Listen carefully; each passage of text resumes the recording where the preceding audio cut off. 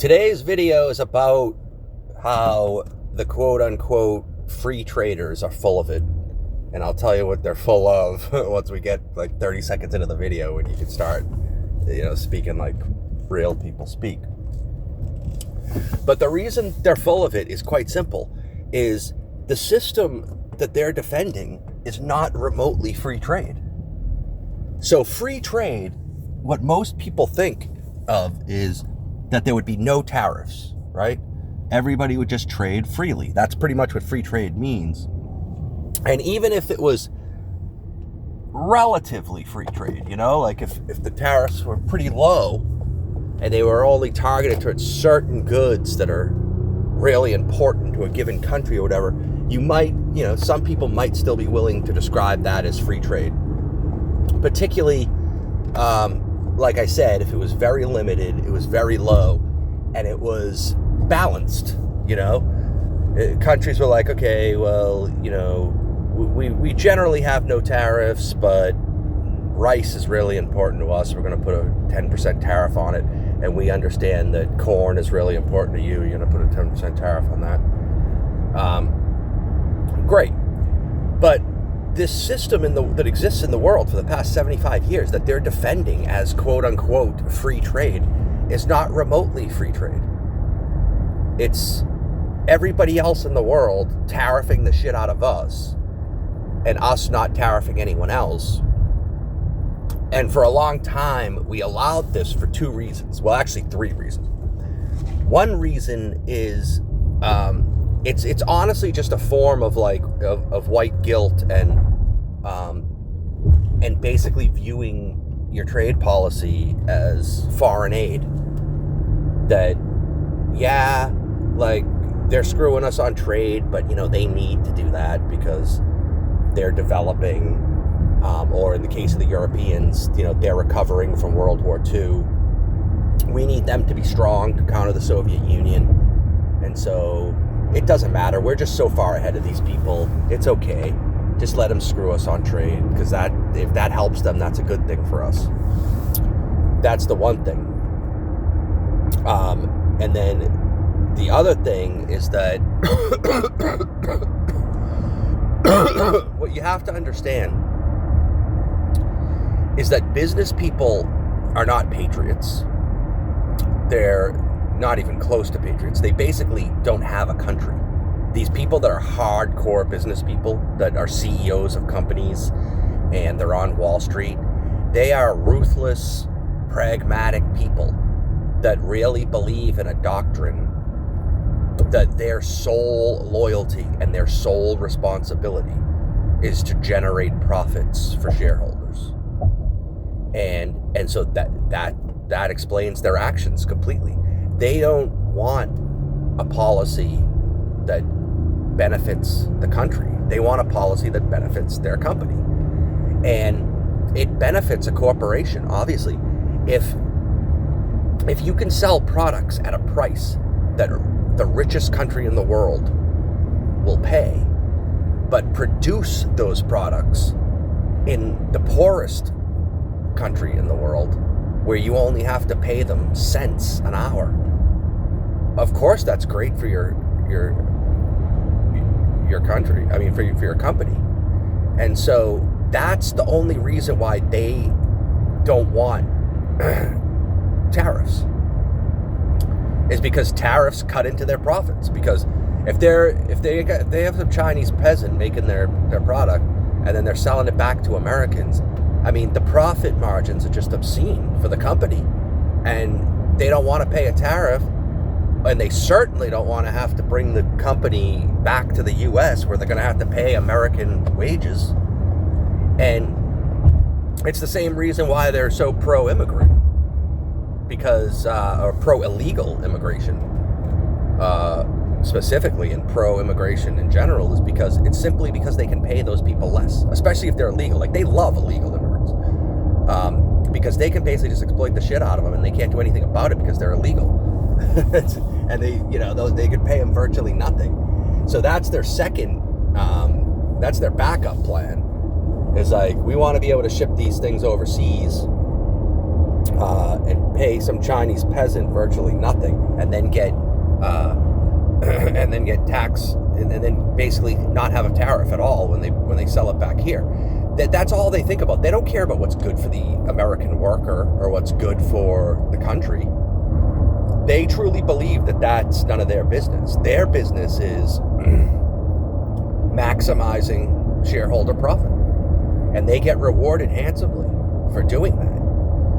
So all these business interests that lobby the government, and they try to lobby you, and they try to tell you how, oh, everybody knows, you're just ignorant, you're stupid, if you just haven't even gone to an economics class if you don't realize that free trade's the way to go. Oh, it doesn't even matter.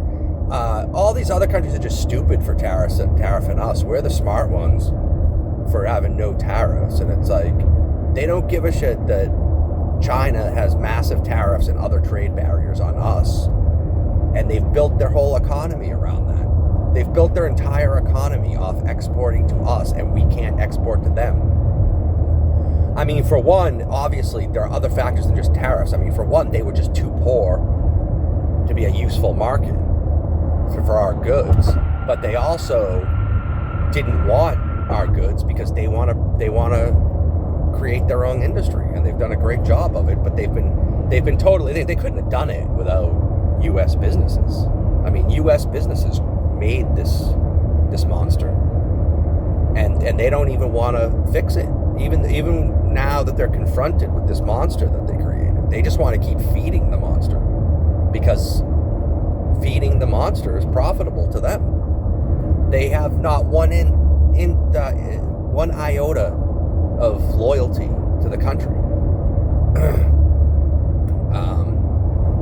So all their BS, places like the National Review, the old school conservatism, that's why that brand was crap, the old school conservative brand, because people knew all these people cared about was business interests. Now, keep in mind, business interests are very important to the country. I'm not saying to totally reject them, because the success of our businesses is why we're the most powerful country in the world and the richest country in the world. However, they should not be making decisions on behalf of the nation. That's going too far. That's a plutocracy. That's like we're the friggin' Venetian and Genoan merchant republics. That's not what we want to be. We don't want to only care about business and only care about money. We still have a country here to defend. We still have people that need jobs, and we have national defense concerns about having industry here in our country. So totally reject these people. The Larry Kudlows and the friggin' Art Laughers, they have a particular agenda, and for some reason they've been very effective over the years of duping people into believing that this agenda of theirs is just like, it's just economic theory. It's just, they just really believe that this is what's best for the country. It's like come on, dude. No. They're doing it because it's what's best for them. That's what special interests do. They advocate for what's best for them. And that's what the whole MAGA movement is rejecting all special interests and putting the country first.